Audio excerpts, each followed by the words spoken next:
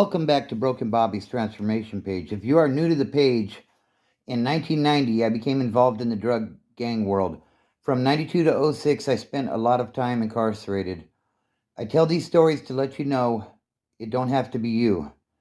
If you're young and thinking about trying something or you're figuring out how to get out, these are my stories of this lifestyle and how it affected me, and eventually I got out and transformed my life. So let's get into today's story.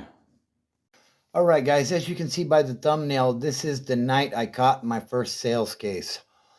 So, back in those days when I was dealing, and I'm going to warn you, this is going to be a longer video. It may turn into a two-parter, just depending on how far it stretches out. But, when I was out there dealing, like I had rules to my hustle, like, and these rules were in place to protect me and keep me from becoming arrested. But to be honest with you, I think after a while, like, it just was so much, like I was just waiting to get busted. I mean, honestly, looking back, like I was exhausted. There's no 9 to 5 in the world that I've ever had that where I was just so mentally done. But some of the rules that I had in place to protect me were, now keep in mind, like I was delivery only. So you would bang my line, and, you know, and I had like maybe 3, 4, 5 at some times people that were dealing for me. Like I never nickled and dimed. It was always, $100 or more for me to come out, basically. And, you know, no after hours stuff. Like I wanted to be at home by 10 o'clock. And originally the rule was that I didn't use, but ultimately that went away. So then the rule became I could only be up for one night, and then the next night I had to sleep to, keep my sanity, if you will. Now, before I get any further, if you're new to the channel, subscribe, smash that like button, drop a comment, and share this video if you know somebody that may enjoy this sort of content. Also, don't forget to hit that notification bell so that when I drop a new video, you will be informed and you can watch it when you're ready. Okay, so back to the rules. So, I drove a very inconspicuous car. It was like a Saturn. Like it had sounds in it and stuff, but if I was dirty, the music was never up. No rims, no tint, nothing like that. Just a very basic looking car. And like I went for the very preppy look, collared shirts, spiky hair.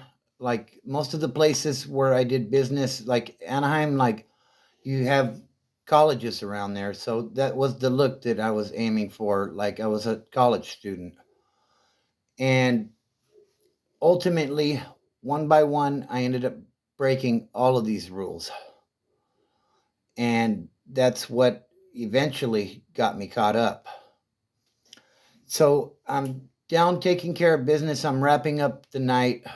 It's like 9 o'clock. I'm in Anaheim with the homie JoJo. And he was the main spot that I had. Like he was pushing the weight out of everybody. And there was a car that I was trying to buy. And it was like $3,000 or something. It was like 2 years old. Like it was a really good deal. And it wasn't like a tweaker car, if you will. Like it was it was a nice car. It just had like over 100,000 miles on it or something. So he wanted to let it go cheap. But he had somebody that was going to be getting it the next day, and I was still short on the funds.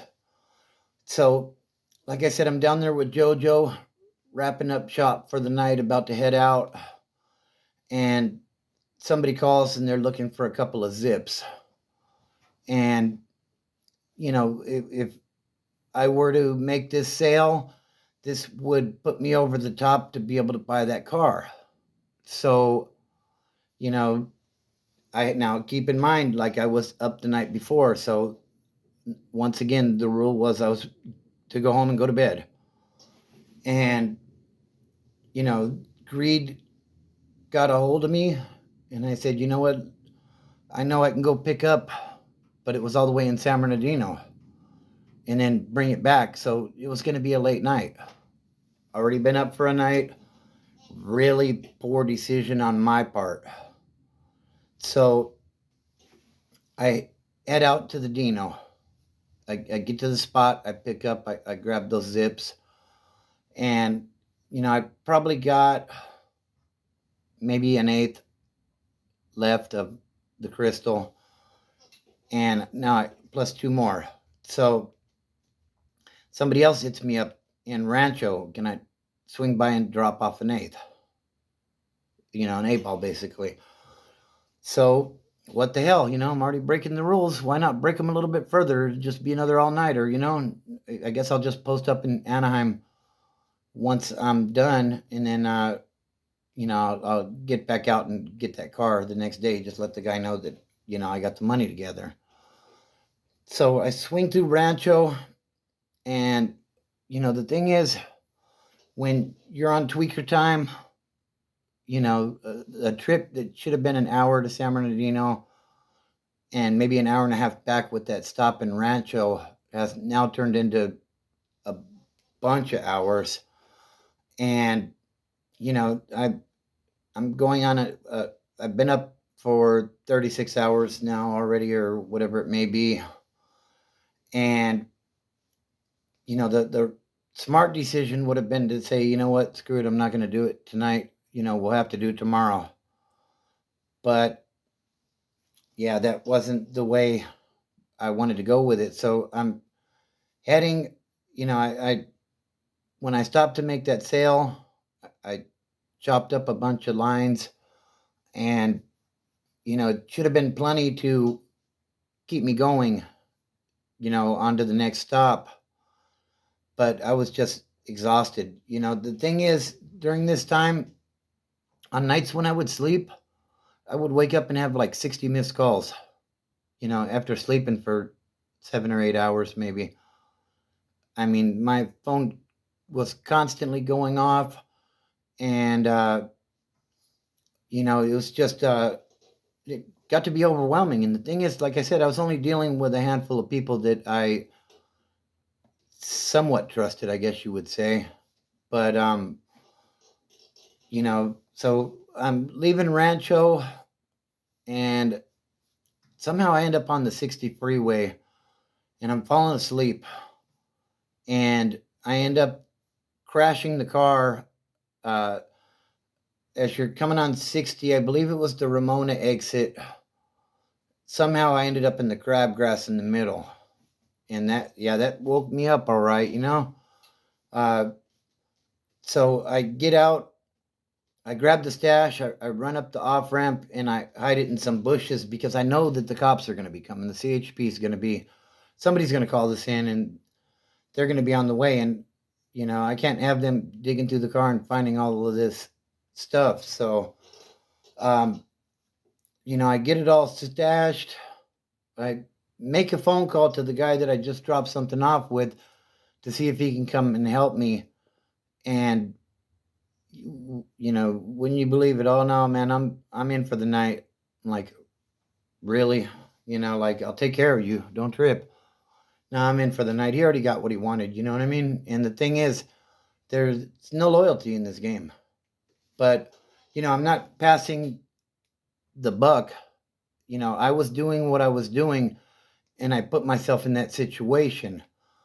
So, yeah, so I head back down to the car, and I'm like trying to put rocks and stuff under the wheels to get traction, and I can't get traction for nothing. I'm stuck. And all of a sudden along comes the CHP. And I knew he'd be coming at some point, and here he was, the moment of truth, right?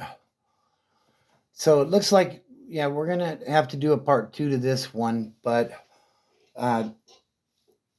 yeah, look forward to part 2. I'll probably be posting it tomorrow and the conclusion of this story. Thanks for watching.